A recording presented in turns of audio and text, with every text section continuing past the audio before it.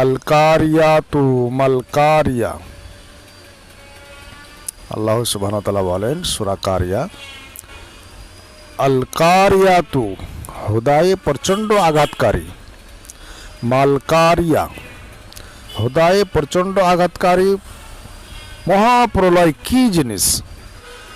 আল্লাহ সুবহানাহু ওয়া তাআলা বলছেন ওমা আদরাকা মাল কারিয়া, হুদায়ে প্রচণ্ড আঘাতকারী মহাপ্রলয় সম্বন্ধে তুমি কি জানো? ইয়ৌমা ইয়াকুনুন নাসু কাল ফারাসিল মাবসুস, সেদিন মানুষ হবে বিক্ষিপ্ত পতঙ্গের মতো। বিক্ষিপ্ত পতঙ্গের মতো, যেমন কোনো পোকামাকড় একটি বাল্ব জ্বললে সেই বাল্বের রোশনির পাশে যেমন একটি পোকামাকড়, অনেকগুলি পোকামাকড় উড়তে থাকে, সেরকম মানুষ সেদিন পতঙ্গের মতো হবে, বিক্ষিপ্ত পতঙ্গের মতো। সূরা কারিয়ার আয়াত নম্বর 5 আল্লাহ সুবহানাহু ওয়া তাআলা বলছেন ওয়াতাকুনুল জিবালু কাল ইহনিল মানফুস, অর্থাৎ এবং পর্বত সমূহ হবে ধ্বনিত তুলার মতো উড়তে থাকবে।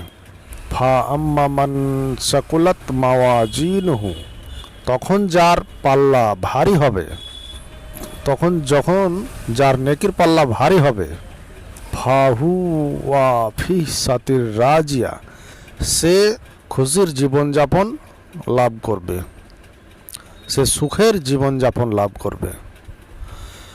ওয়া আম্মা মান খাফফাত মাওয়াজিনুহু, কিন্তু যার পাল্লা হালকা হবে, ফা উম্মাহু হাবিয়া, তার স্থান হবে হাবিয়া। ওয়ামা আদরাকা মা হিয়া, হাবিয়া কি তুমি জানো? আল্লাহ সুবহানাহু ওয়া তাআলা বলছেন আমি বলি নারুন হামিয়া, এটা অতি উৎক্ষিপ্ত একটি আগুন, যার মধ্যে তোমাকে শাস্তি দেওয়া হবে।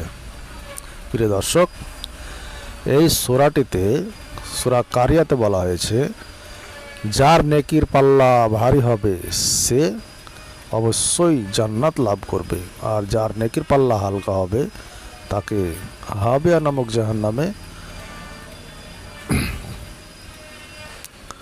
নিক্ষেপ করা হবে। খবরদার। আসসালামু আলাইকুম ওয়া রাহমাতুল্লাহ।